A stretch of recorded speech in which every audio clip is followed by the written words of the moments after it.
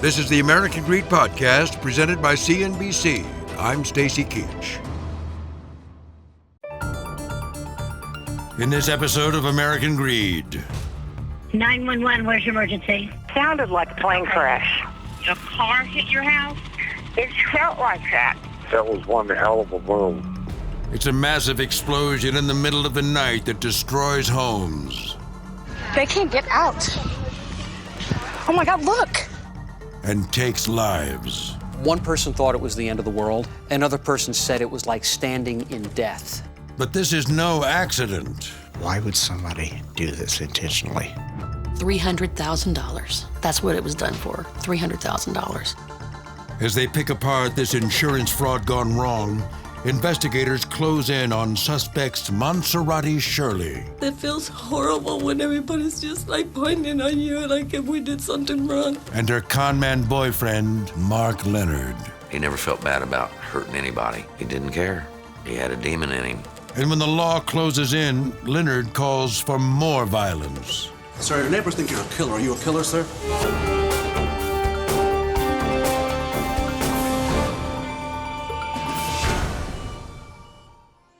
On the south side of Indianapolis, Indiana, Richmond Hill looks like neighborhoods all across the country. Everybody pretty much knows everybody.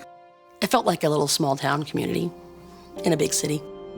But it was just so quiet. 10:30, 11 o'clock at night, you didn't hear anything. Among the many families living here in the fall of 2012 are schoolteacher Jennifer Longworth and her husband, an audio engineer named Dion. His backyard was about 1/3 garden. Dion's father, John Longworth, says that since building a house in Richmond Hill in 2005, his son worked diligently to create his own little Eden.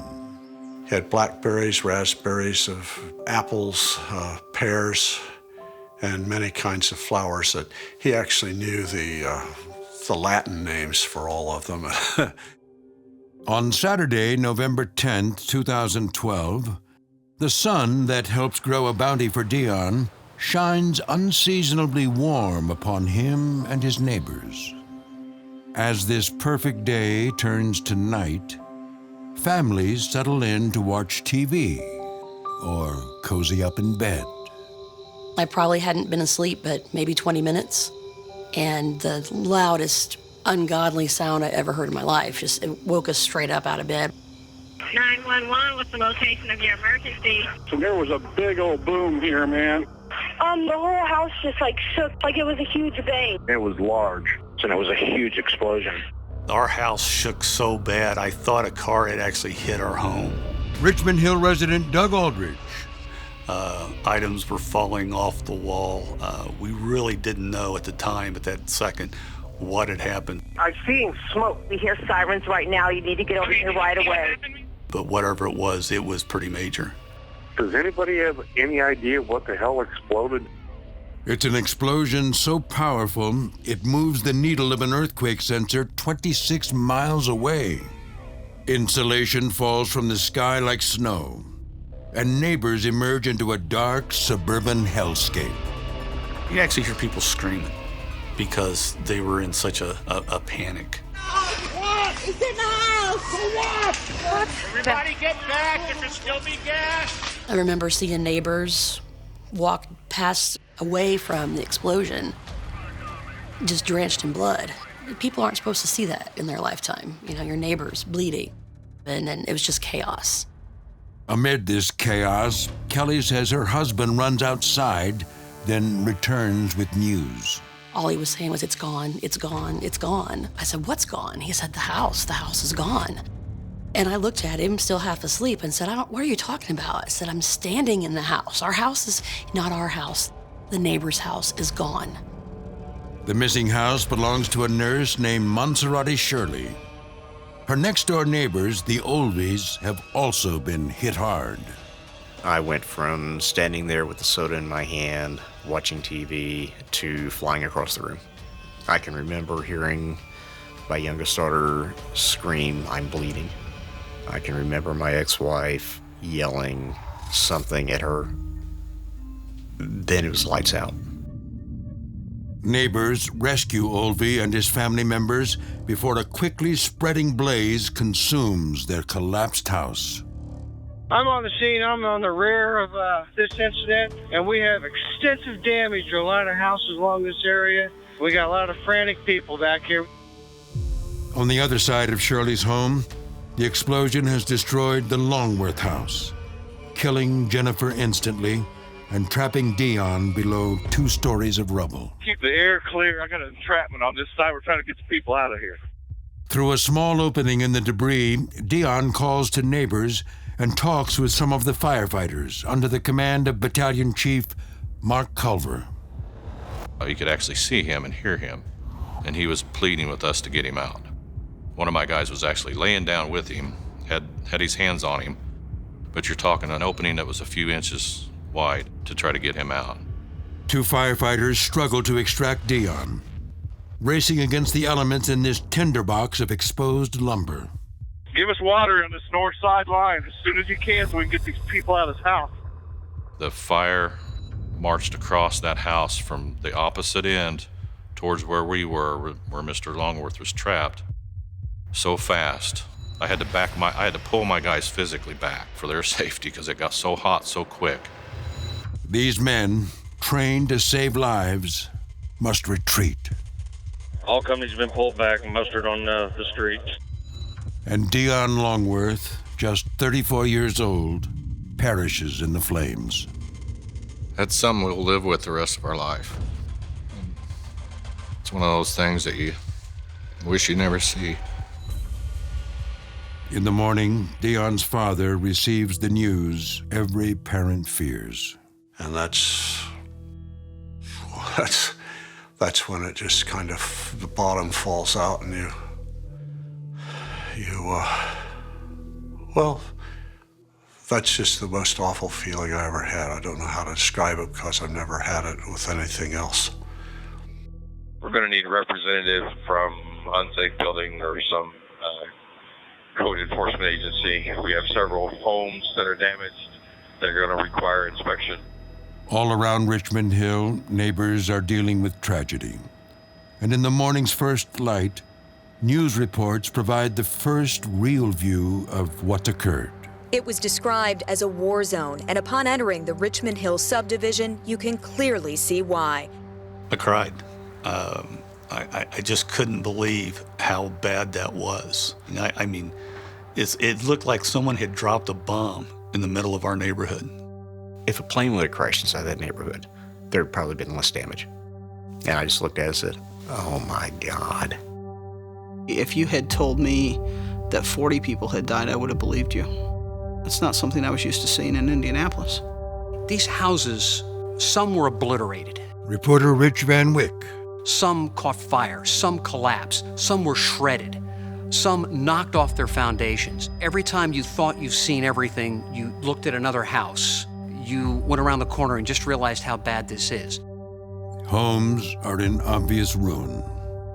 Elsewhere, the damage is harder to see, but no less real. By looking at them on the outside, you didn't know that they were damaged, but they weren't square. They were, unlivable. The structural damage adds up to at least $4.4 million, with 200 residents forced from their homes. More than 80 houses are damaged. 3 are completely destroyed, and approximately 30 must be demolished. Before long, authorities place the blame on a natural gas explosion inside the home of Monserrate Shirley, who happened to be away that Saturday at 11:10 p.m. And the next day, her neighbor, Liz Kelly, sees her near the wreckage and goes to comfort her. And she looked at me and she said, I'm so sorry. And I said, Monsi, why are you sorry? Your house blew up. You're a victim too, just like me. And she said, the neighbors are saying such horrible things about me. I said, Monsi, I don't listen to all that. I said, it's just gossip. And I said, you're a victim. I said, the Lord's put on my heart to pray with you. Would you mind if I prayed for you? And she goes, would you please? Shirley's apology will take on new meaning as her neighbors learn the true cause of this deadly disaster. It was greed. And greed makes people do stupid things. After the devastating explosion at her Richmond Hill home, Monserrate Shirley finds herself literally in the center of this tragic story. A neighbor's phone call. That's how Monserrate Shirley learned her neighbors feared she might be dead after an explosion did this to Shirley's home and the house next door. Born in Puerto Rico, Shirley, known to many as Muncie, moved to the U.S. at age 25. Monserrate Shirley is an educated professional person, a registered nurse, comes here from Puerto Rico. She's living the American dream. In 2003, she and her then husband built an approximately 2,800 square foot home in Richmond Hill, complete with 4 bedrooms, 2.5 baths, and a great room with a gas-fed fireplace. When they divorced 7 years later, she keeps the house, living there with her 11-year-old daughter and a Persian cat named Snowball.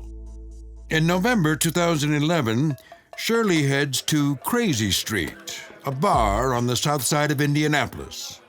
As she walks in, she sees a man staring straight at her. His name is Mark Leonard, and she likes what she sees.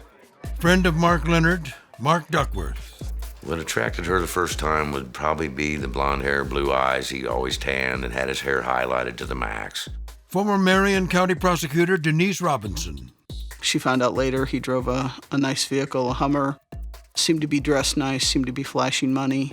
Well, driving a Hummer, pulling out a big wad of money, the average woman likes a man with money. And he was polite and sweet, and he was funny. That night, Shirley and Leonard talk for hours. He says he has his own construction business and also buys and sells cars. As the evening winds down, he drives her home and sleeps over. Little does she know, she's not the first woman to fall under his spell. In his words, I remember he was looking for someone to pamper and treat like a lady.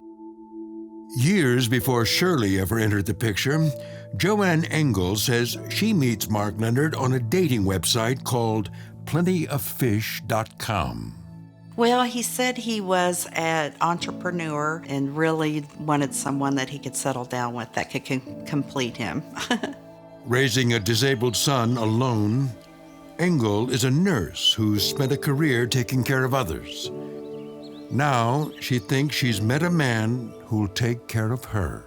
He told me several times he just couldn't wait to hear my voice again, and he couldn't wait to see me, and he said that I just completed his world and I made him happy. Out on the town, Engel says Leonard insists on paying for everything, at first. Eventually, however, she says he asks to borrow a small amount of money and appears to have no problem paying Engel back. Everything that he told me all fit together, just like a puzzle. I didn't see any red flags, any reason to not trust him. He came across as somebody that was giving and genuine and really cared enough that he wouldn't take advantage of me. Then, Engel says Leonard asks her for a $10,000 loan to replace a machine he needs to complete a huge construction job.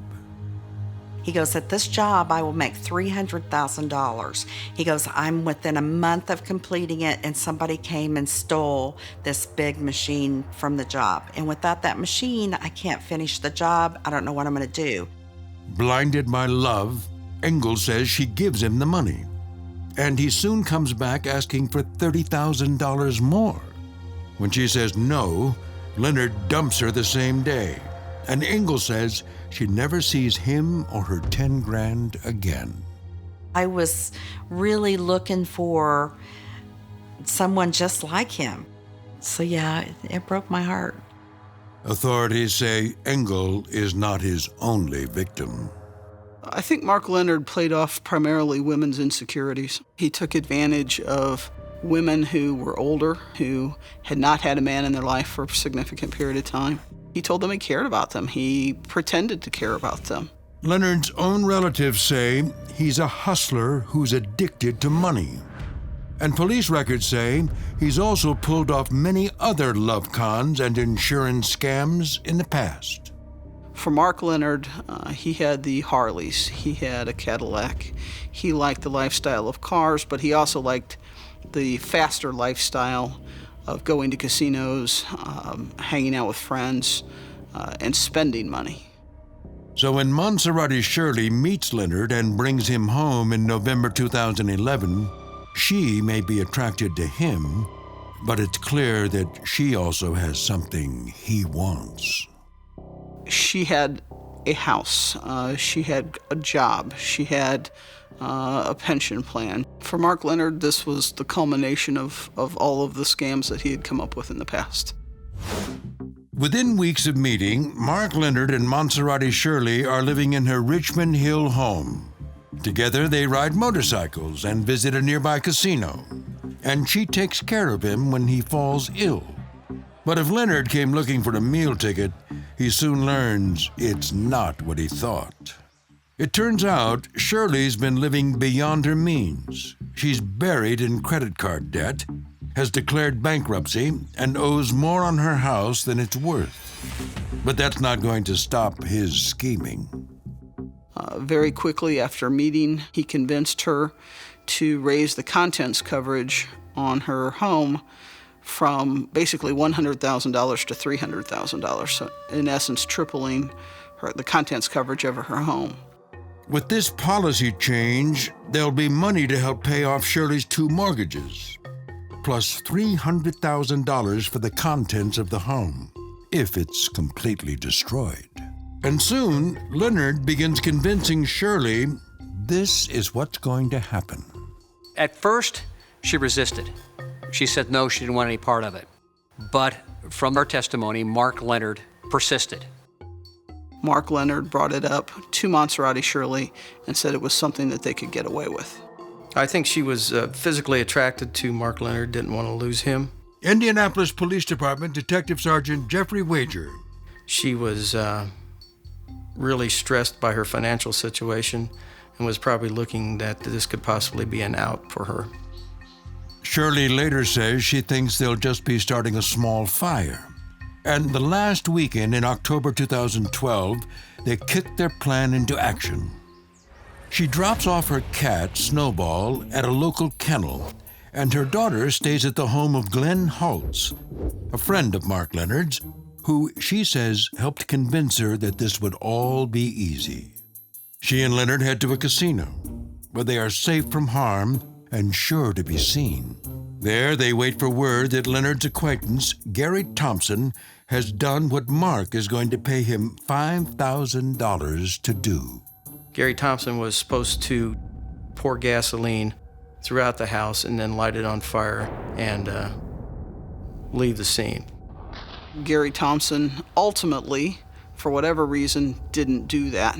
He said he was scared. He didn't want to drive over there and get caught driving the vehicle. But the scheme is far from over, and the next week they try again. This time, authorities say they shift tactics, attempting to use natural gas from the home's fireplace and a spark from an old model thermostat to ignite it. And for the second weekend in a row, Shirley stows away her daughter and cat, then heads with Leonard to the casino and waits. Either there was too much natural gas or the ignition switch, the thermostat, was not sufficient to ignite the natural gas that was present. Many of us, if you attempted this sort of thing and failed, you might have second thoughts about it, but obviously he had no second thoughts whatsoever. Marion County Prosecutor Terry Curry. Mark Leonard was hell-bent on making sure that this happened. And so on the third try, Mark gets to work with his half-brother Bob, promising him $10,000 for his help. On Friday, November 9th, the Leonards go to a bar and chat with one of the knowledgeable owners. Ironically, the name of the bar was the Gaslight Inn, and that the bartender actually is a full-time employee of the gas company. And literally in the video, the bartender is motioning his hands, and then what he indicated that he was saying was that it would fill up like a balloon until it then exploded. Later that night, with her daughter at the sitter and Kitty in the kennel, Muncie heads to the casino with Mark and says Bob holds on to his brother's white van. Meanwhile, at the casino, Muncie in pink and Leonard in a black motorcycle jacket spend hours doing pretty much nothing. The purpose of doing so was obvious, and that is they had an alibi for where they were when the incident occurred. Time ticks by. Then shortly after 11:10 p.m., Shirley gets the call they've been waiting for and learns she's gotten herself into something much bigger than expected. I don't think any of them had any clue whatsoever of the magnitude of the damage that would be caused by creating that explosion. It's probably not the easiest thing to do, but with 3 attempts, they got it right. In the coming days, Shirley and Leonard tell cops and insurance investigators that they have no idea what caused the explosion. And even as the consequences of their scheme become clear, they remain intent on collecting from their misdeed.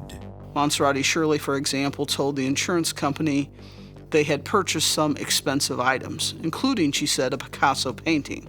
It would be very, very unusual for someone living in a medium-income subdivision in Indianapolis to claim they had a Picasso, and especially if they were claiming they purchased a Picasso they were just going to put on the wall of their suburban house. Shirley's insurer rejects her claims, and before long, neighbors begin to wonder if something is up. It's devastating, and people keep asking me question, like I know something, I don't know nothing. I just left my house, and like we always do.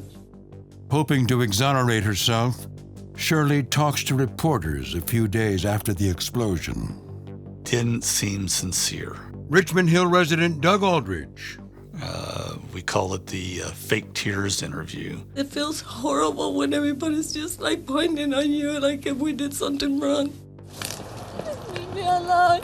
Please leave me alone. The consensus, even in the Indianapolis area on social media, like, please leave me alone. This is not good. Because of its destructive nature, arson can be a very difficult crime to solve. But Mario Garza from the Indianapolis Fire Department, aided by investigators from the U.S. Bureau of Alcohol, Tobacco, Firearms, and Explosives, will find that not all the evidence has been destroyed. This was the epicenter of the explosion. Police believe it originated inside the home near that burned-out car. And that is where detectives, arson investigators, and federal ATF agents are concentrating to find out what caused this massive destruction. Residential gas lines should have a step-down regulator that lowers gas pressure going into a home. At Monserrate Shirley's home, however, investigators see that someone has replaced the regulator with a piece of straight pipe, allowing gas to flow into the house at a higher pressure than normal. There's no logical reason to remove it.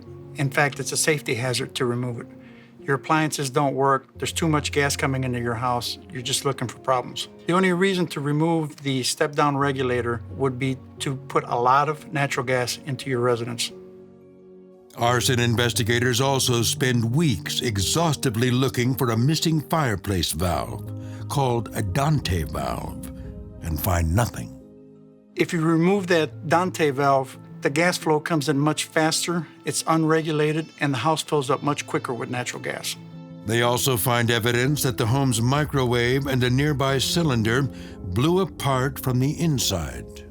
It was our belief that this cylinder was put in the microwave with a liquid. The microwave was on a timer. It was set to come on at a certain time. The microwave came on, the microwave heated the liquid inside the container, and it blew apart. And that sheer force and spark and heat from that ignited the natural gas, which exploded the house. There's also plenty that investigators don't find. Any item of value is suspiciously absent. There were no televisions, there were no computers, there was no jewelry. We found remote controls, but no TVs. So the typical stuff that you would find or you would expect to find in a house, we didn't find. As Garza sifts through the rubble, Detective Sergeant Jeffrey Wager begins to ask questions about Shirley and Leonard. I learned that Mark Leonard was a person that liked to commit fraud. he had on several occasions. I learned that there were prior arsons that had been committed among people he had known, among his relatives. I learned that he was in debt. I learned that Monserrate Shirley was in debt and that they needed money. With this information, it's time to take a closer look at Leonard and Shirley's casino alibi. Tape from the casino on first viewing appeared to confirm their alibi. Former prosecutor Denise Robinson. Except when you started viewing it and asking questions like, well, how long did they gamble? Where did they go? And then you start realizing they're sitting at the same place for hours at a time. And you start watching the tape and you see things as it approaches 11 o'clock at night that Mark Leonard, for example, glances at his wristwatch. And there's more. A neighbor says that on the day of the explosion, he saw two men get out of Mark Leonard's white van and go into Shirley's house. And Leonard's relatives say Mark and Bob had been moving valuables from the house prior to the incident. Then there's Snowball's 3 trips to the kennel. I'm a cat owner myself. I see no reason to board the cat if I'm only going to be gone for a day or two. Leave it enough food and water and it takes care of itself. All of this is adding up to a strong circumstantial case. But still, investigators have found no direct link. Mark Duckworth is a former exotic dancer who says he first met Mark Leonard when Leonard came to him looking for a job in the 1980s. Around the time of the explosion, he spoke to his old friend and asked what he was up to. He said to me, I'm looking for a Ferrari online. I said, how can you afford a Ferrari? He said, our house blew up. Tsunami winds went through and blew the fireplace out. We're getting $300,000. But more important than what Leonard says is when he said it. All this conversation occurred before the actual explosion had happened. That seemed to be a heck of a coincidence in terms of what happened at the end, and I don't believe in coincidences. So when Mark Duckworth learns of the Richmond Hill explosion after the call, he says he knows who's responsible and has no choice but to tell the cops. I knew too much. Anybody with common sense would know I knew too much. He said too much, told me too much. Days after Duckworth tells his story, 500 people gather at St. Barnabas Catholic Church for the funeral of Jennifer and Dion Longworth. It just seems like such a waste of wonderful people to die so young. That night, authorities announced the Richmond Hill case has become an active homicide investigation. And 4 days before Christmas, police make their move. As of yesterday, we filed charges against Mark Leonard, Monserrate Shirley, and Bob Leonard. All 3 individuals were arrested this morning and are in custody. Sir, your neighbors think you're a killer. Are you a killer, sir? Following their arrests, Mark Leonard, Monserrate Shirley, and Bob Leonard faced charges of conspiracy to commit arson, 45 counts of arson, and 2 counts of felony murder.